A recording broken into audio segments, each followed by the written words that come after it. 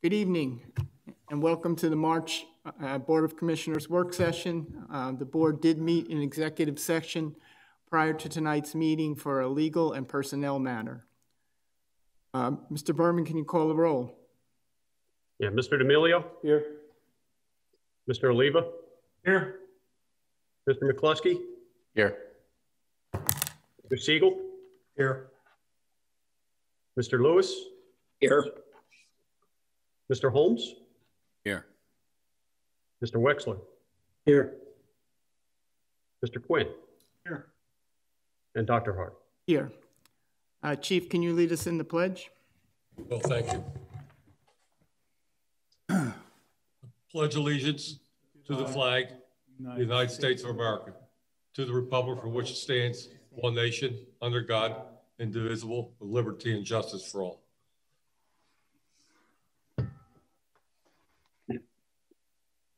First item is Commissioners Committee updates. Are there any updates? Mr. President, we're currently scheduling a meeting with the newly configured solar ad hoc hope for the April meeting to report initial findings. Great. Any other commissioners? The fire committee can't get their statistics to us by the first date, so I'll have them for next week. Okay. Anyone else? Chief, can police update? Certainly. Thank you, Commissioner. The chief's report for February of 2021, 17 criminal arrests, 1 juvenile arrest, 64 traffic citations, 8 non-traffic citations, 37 written warnings, 151 parking tickets written. Burglary in 100 block of South Legal Road. Somebody forcibly entered a locked boiler room and did some damage, shut the breakers off, then broke a pipe in the boiler room. The investigation is ongoing. 1200 block of Westchester Pike in the apartments. Police received a call for disorderly conduct. Through an investigation, they found that both male and female were walking into unlocked apartments. Police made an arrest. They were brought to the police station charged with burglary, trespass, receiving stolen property, and theft. Motor vehicle theft, 100 block of South Legal Road. A resident reports had just moved into the building, parked his vehicle in the back parking lot, and when he returned the next day, it was missing. At the Chipotle 116 Township line, a DoorDash driver went into Chipotle to pick up a food order. The driver came out of his vehicle, was driving away towards the giant gas pumps. Detectives did get video, and there was an identification made, so we're working for an arrest on that one.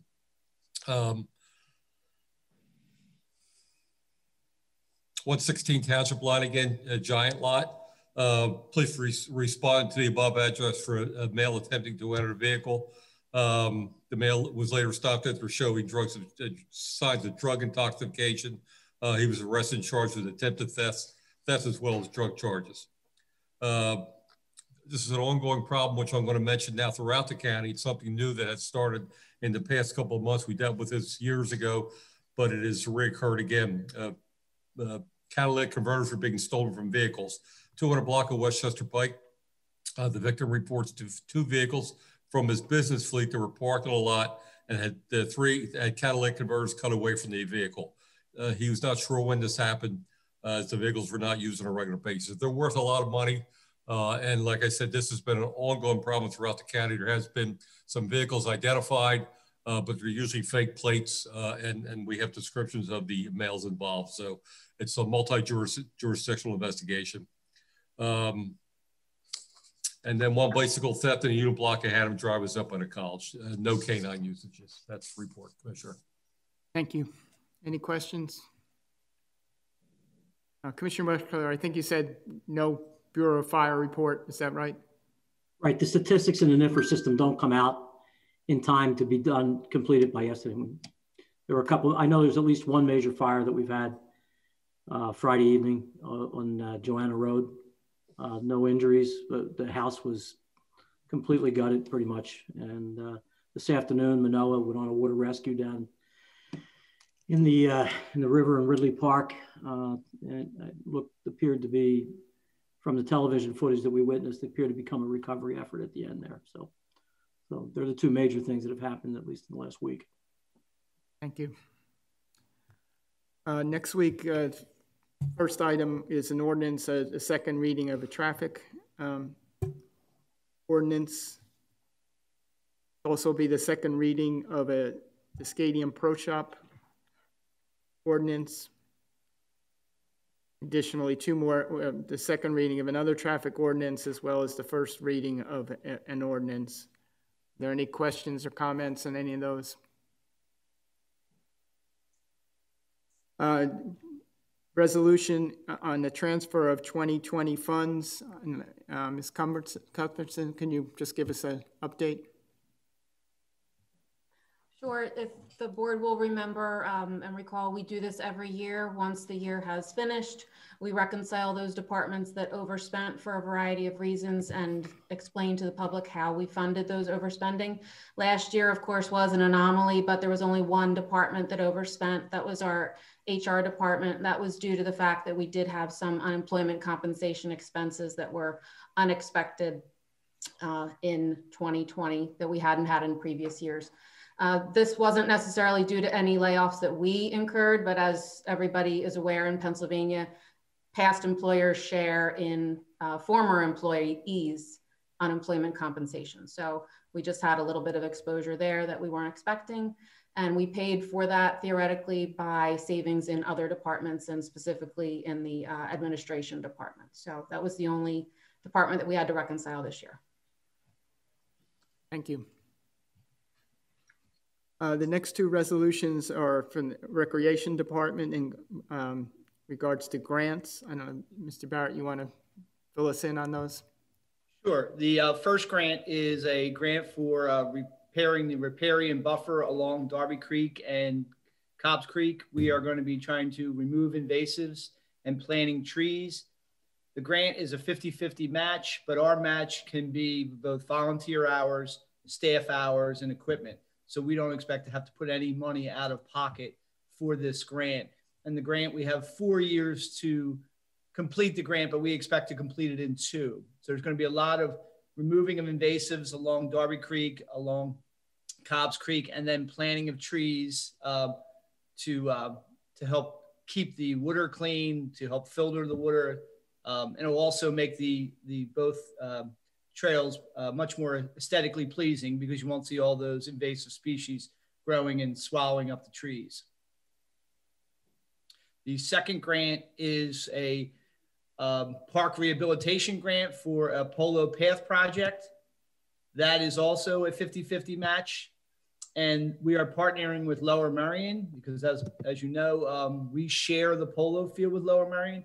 So the plan is to build a walking path around the perimeter of Polo Field. And we will pay 25% of it. Lower Merion would pay 25% and the grant will pay 50%. And we have had some money donated to support that through the Civic Council. That's great. Any questions? Thank you. The next item is a Civil Service Commission, Article 3. I know, Chief Viola, do you want to comment on that? Yes, Commissioner. That was the civil service that we had discussed last year to try and open it up for more applicants to apply for the police department.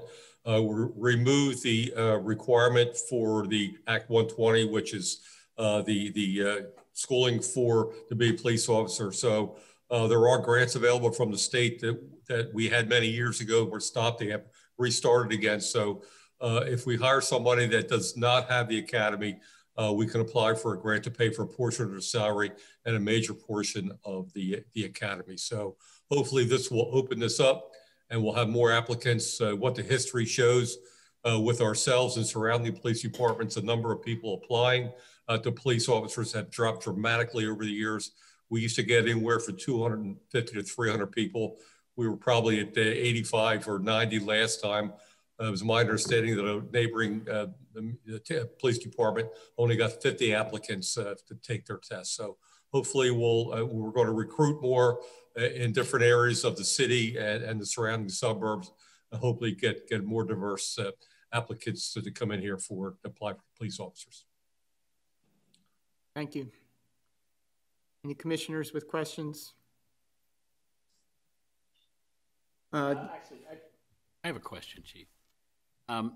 If they can apply without the Act 120, do they still have to get it or pass some other certification that they've satisfied whatever the requirements of that are? No, Commissioner, just a basic requirement, and obviously pass the application process as far as the physical agility, the written test, and whatever we require normally. If we will do the normal testing process right through the interview, and whether they have Act 120 or not. If they don't have Act 120, we will send them to school. It's not a requirement to be hired here now. We won't have them for 6 months, but with that, we've done that in the past, and we're used to that. So, thank you.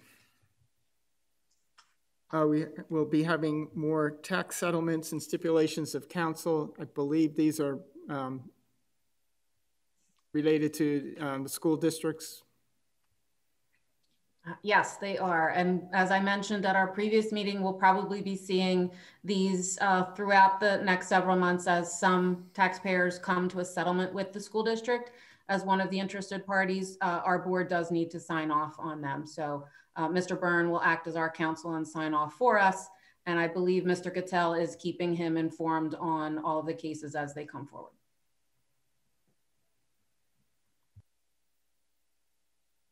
That's correct. Thank you. Next item is contracts, improvements to the federal school, the bid opening today. I don't know if Mr. Faulkner, do you want to? Sure, I can give the board an update on that one, Commissioner. This is a project, obviously, at the federal school, and what the project involves is the waterproofing of the foundation. And what has happened in the past is there's been a lot of moisture in the building as a result of just the grading around the building and the lack of a functional drain around the foundation and waterproofing. So the Historical Commission has identified that as a big issue to try to mitigate that moisture. And what this project involves is the excavation around two sides of the foundation, the replacement of the under drain, or the foundation drain, I should say, and the waterproofing of the stone foundation in that area. This is a rebid. It was bid last year, and essentially it has come in cheaper by about $10,000 to $15,000. Thank you. Welcome. Next item is about the Winfield Drive flood mitigation study. Mr. Berman, do you want to? Yes, the Winfield Drive flood mitigation study is a professional services contract. We have received 3 proposals, which we are reviewing. And if we complete the process and are able to do so, we will make a recommendation for the commissioners for next week's meeting.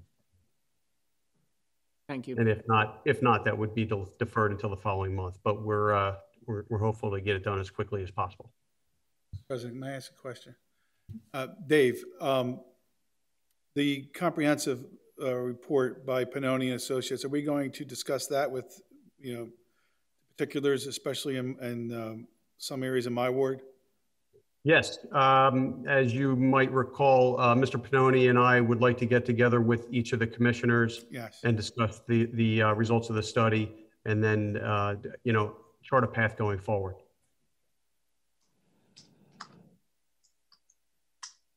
Thank you. We have some purchases from the Public Works Department. Mr. Mariani.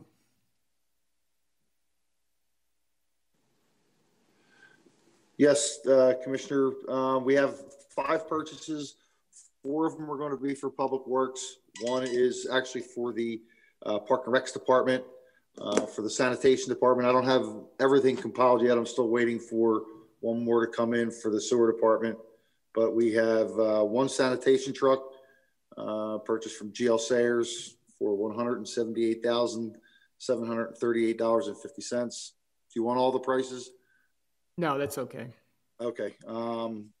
There's one full-size dump truck from HAD Hart & Son from New Jersey, a sewer jet truck, which we use for cleaning the sanitary lines for the sewer department.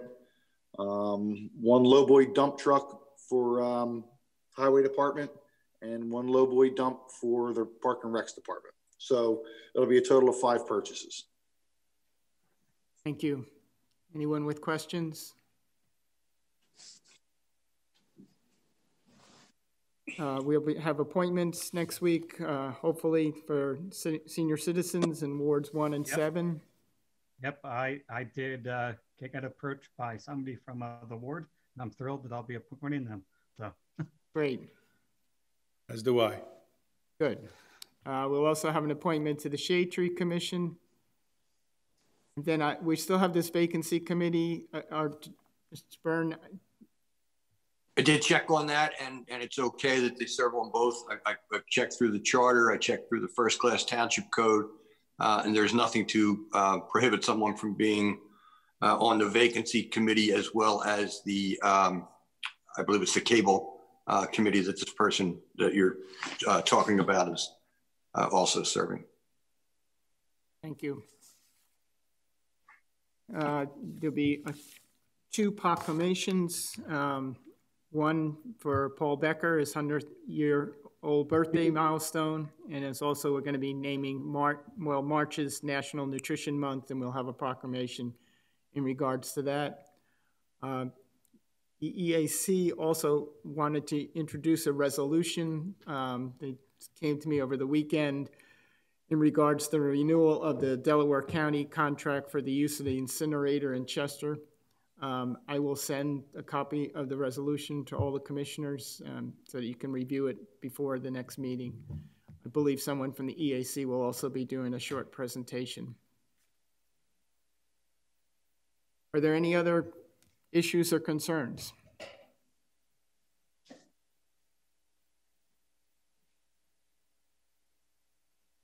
There being none, we could adjourn. moved.